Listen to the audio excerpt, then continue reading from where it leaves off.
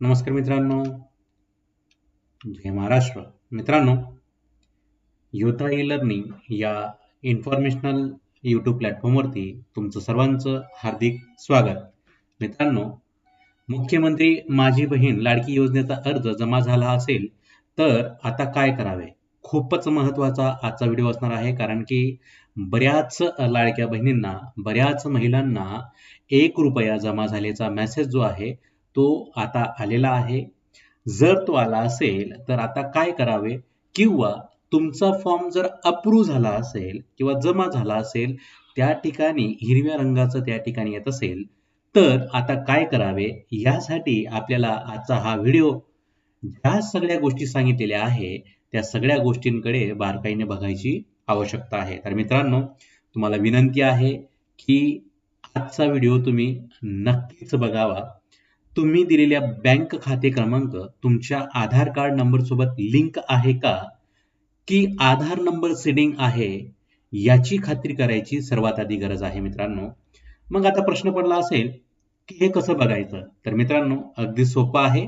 या व्हिडिओमध्ये आपण ते बघणारच आहोत. तर तुम्हाला नक्कीच एक विनंती करेल की तुम्ही आजचा व्हिडिओ शेवटपर्यंत बघा, जेणेकरून तुम्हाला या सर्व प्रश्नांचं उत्तर नक्कीच भेटेल. चला तर मग आजचा व्हिडिओ सुरू करूया.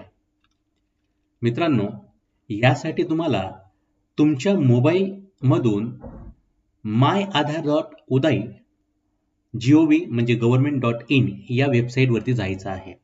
आता या वेबसाईट वरती गेल्यानंतर नेमकं काय करायचं आहे हे आपण शॉर्टकट थोड्या व्हिडिओमध्ये समजून घेऊया.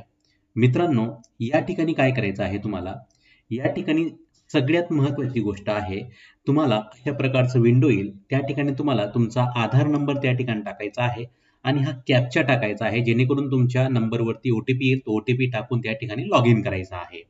तर ज्यावेळेस तुम्ही लॉग इन करणार त्यावेळेस तुम्हाला तुमच्या समोर अशा प्रकारची काहीतरी इंटरफेस येईल, ज्यामध्ये तुम्हाला document upload, download Aadhaar, order Aadhaar PVC card, address update, authentical history, lock unlock, biometric, general, virtual ID आणि बॅक सीडिंग स्टेटस.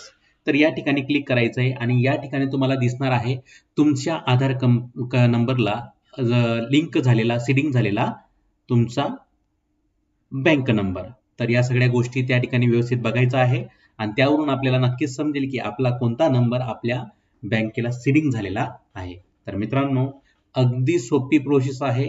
तुम्ही तुमच्या मोबाईल मधून करू शकता, तुमच्या लॅपटॉप मधून करू शकता.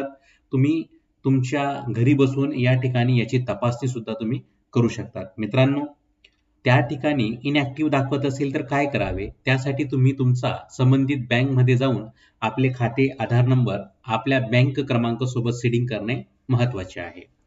त्यानंतर मित्रांनो, जर तुमच्या बँकेमध्ये तुमचा आधार क्रमांक सीडिंग होत नसेल आणि त्याला जर वेळ लागत असेल, तर त्यासाठी तुम्ही तुमच्या जवळील पोस्टामध्ये एक डिजिटल खाते उघडू शकतात, जेणेकरून तुमचे डिजिटल खाते लवकरात लवकर तुमच्या आधार नंबर सोबत लिंक होऊन जाईल.